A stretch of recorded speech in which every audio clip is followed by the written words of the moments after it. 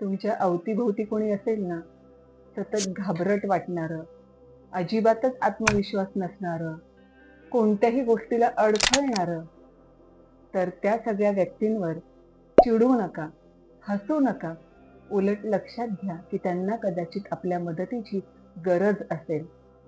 कारण ही माणसं जेव्हा लहानपणापासून आताच्या या स्टेजपर्यंत आलेली असतात ना, तेव्हा त्यांनी त्यांच्या आयुष्यात काय काय सहन केलेलं आहे याची आपल्याला काहीही कल्पना नसते.